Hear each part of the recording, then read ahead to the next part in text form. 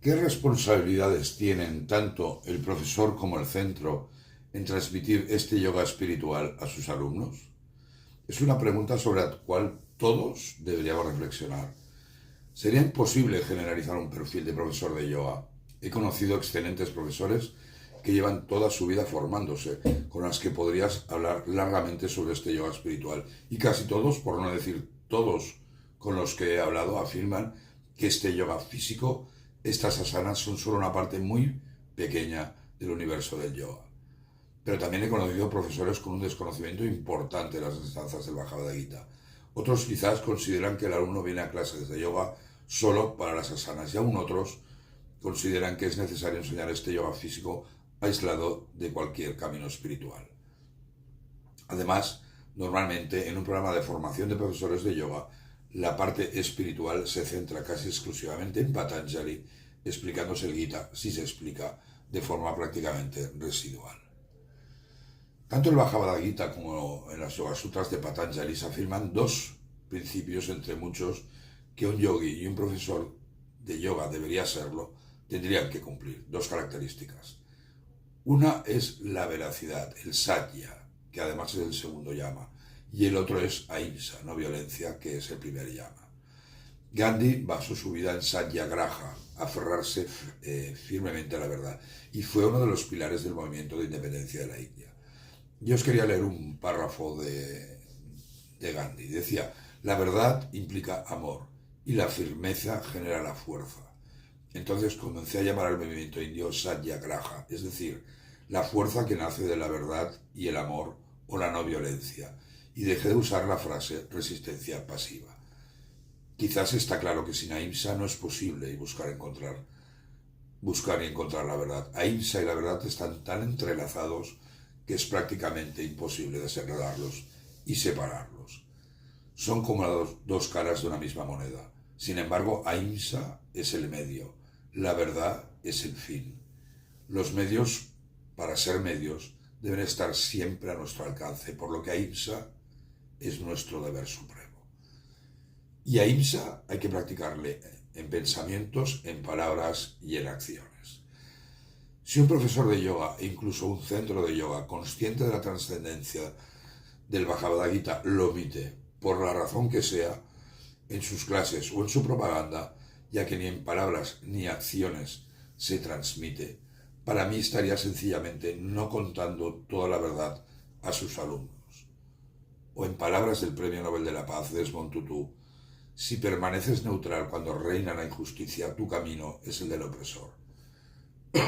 Como he comentado en el Bhagavad Gita, justo antes de la batalla de Kurukshetra, cuando reina esa injusticia, Vishnu se encarga en Krishna para restablecer el Dharma y restablecer lo correcto. Estoy convencido que la gran mayoría de los profesores de yoga lo hacen de forma vocacional. He conocido a varios que dejan exitosas carreras profesionales para dedicarse a su pasión, el yoga. Y este carácter vocacional debería estar conforme con su Swadharma. Si no cumples con sus deberes prescritos, marcados por su Dharma, será difícil que pueda actuar sin apego por el fruto de los resultados y practicar la tan necesaria ecuanimidad mental, tal y como afirma el Bhagavad Gita. Quería hacer también rápidamente una pequeña reflexión sobre los peligros de la occidentalización del yoga. El Imperio Romano incorporó la filosofía helénica al cristianismo primigenio para expandirlo y hacerlo asequibles a las masas. Y ese cristianismo es el que perfiló nuestra civilización occidental. ¿Cuáles eran los principios de ese cristianismo primitivo? ¿Era el Sermón de la Montaña o era el Congreso de Nicea? No lo sabemos. No lo sabemos bien, pero seguro que era muy diferente que el actual. Hemos occidentalizado las sagradas enseñanzas del Buda, hemos inventado el mindfulness o el pilates y no sé cuántas técnicas más. Parece que en Occidente nos hemos especializado en arrancar la espiritualidad que venía de otras tierras y crear adaptaciones, no me atrevo a llamarlo engendros, que sean fáciles de vender y de asimilar por las cada vez más ignorantes, refiriéndome a la ignorancia espiritual, masas occidentales. Quería compartir con vosotros una profunda reflexión de Daiyasu Ikeda, que es el presidente de fundación de la famosa organización budista Soka Gakkai Internacional. Y os voy a leer. Para los maestros del yoga, contemporáneos del Buda, como Alara Kalama y Udaka Ramaputta, la práctica del yoga se había convertido en un fin y aparentemente se había olvidado el objetivo último por el cual se adoptan tales prácticas, el de alcanzar la iluminación. Tal vez puede decirse lo mismo de algunos de los más superficiales adeptos actuales del llamado auge del budismo zen. Ellos creen que basta tan solo con permanecer sentados en meditación y aquietar los pensamientos de su mente. Pero si nos sintiéramos inclinados a hablar sin consideración hacia ellos, bien podríamos afirmar que corren el peligro de confundir lo que en realidad no es más que un estado nebuloso de la mente con algún nivel de realización espiritual.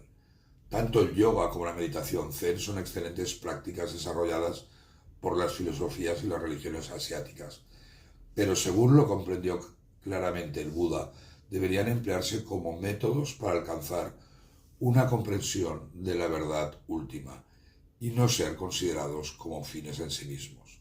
Creo que el mensaje está claro. El peligro de no incorporar esta componente ética, filosófica, espiritual al yoga occidental es confundir ese estado nebuloso de la mente con la realización espiritual, y que el yoga debería conducir a la comprensión y realización de la verdad absoluta.